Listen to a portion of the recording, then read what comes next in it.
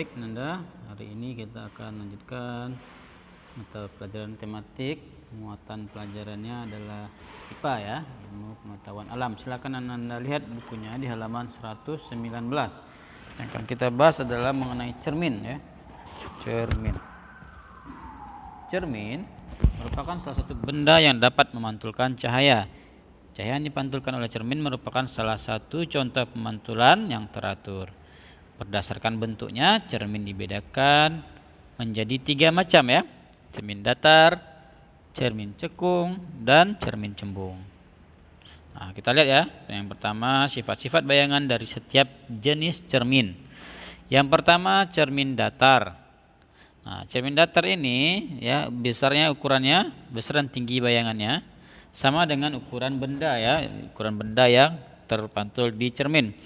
Kemudian kenampakan bayangannya berlawanan dengan benda. Misalnya tangan kanan Ananda akan menjadi tangan kiri di bayangan ya.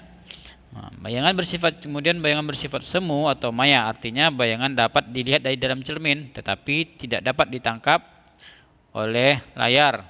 Nah, contoh benda yang menggunakan cermin datar yaitu ya cermin rias ya, cermin yang biasa kita gunakan di lemari ya. Ini contohnya ya. Nah, ini tadi sifat bayangannya bagaimana? Sifat bayangannya, ukuran bayangan sama ya seperti benda. Kanan kiri bayangannya terbalik dengan benda ya. Kalau kita bercermin dan mengangkat tangan kanan, di cermin pasti yang terangkat adalah tangan kiri ya. Nah, kemudian bayangannya semu. Nah, tadi cermin datar. Sekarang cermin cekung. Nah, cermin cekung ya. Jika benda berada dekat dengan cermin cekung ya, bayangan benda bersifat tegak, diperbesar dan semu ya, atau maya. Nah, jika benda jauh dengan cermin cekung, bayangan benda bersifat nyata ya, terbalik dan diperkecil ya. Kita lihat contoh-contoh benda yang menggunakan cermin cekung ya.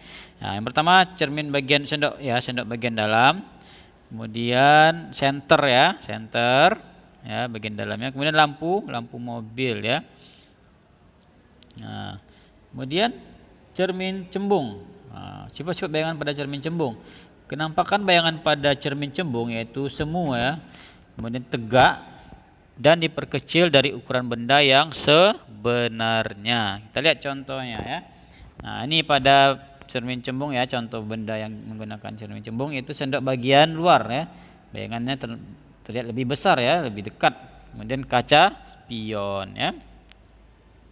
Nah, kemudian kita akan melihat ya periskop ya, sifat-sifat cahaya yang digunakan pada alat periskop. Silakan Anda buka halaman 124. Periskop adalah alat yang digunakan oleh kapal selam ya untuk mengamati keadaan permukaan laut. Periskop menggunakan 2 cermin datar yang berada di dasar dan bagian luar ya. Nah, lihat halaman 124 ya. Dalam penggunaannya, periskop memanfaatkan 2 sifat cahaya yaitu cahaya merambat lurus dan dapat dipantulkan ya. Lihat halaman 124. Bayangan dihasilkan sama seperti benda asli yang diamati ya. Nah, coba lihat ya gambarnya ya. Periskop digunakan pada kapal selam untuk mengamati bagian permukaan laut. Nah, bagaimana cara kerja periskop? Bisa lihat Anda ya di halaman 124. Yang pertama, cahaya yang masuk dari bagian ujung periskop akan dipantulkan oleh cermin. Kemudian pantulan cahaya tersebut kemudian merambat lurus ya menuju cermin kedua. Perhatikan halaman 125. Saat mengenai cermin kedua, cahaya kembali dipantulkan.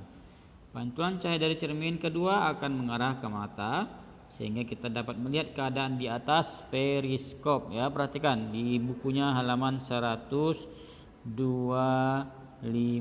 ya. Nah, seperti ini ya. Perhatikan gambar berikut. Nah, pertama cahaya masuk benda yang diamati, kemudian cermin pertama akan memantulkan cahayanya ke cermin kedua ya. Kemudian cahaya merambat lurus. Nah, akhirnya cahaya diterima oleh mata ya. Gitu ya cara kerja periskop. Bisa Anda lihat di halaman 125 ya. Sekian dulu video kali ini. Assalamualaikum warahmatullahi wabarakatuh.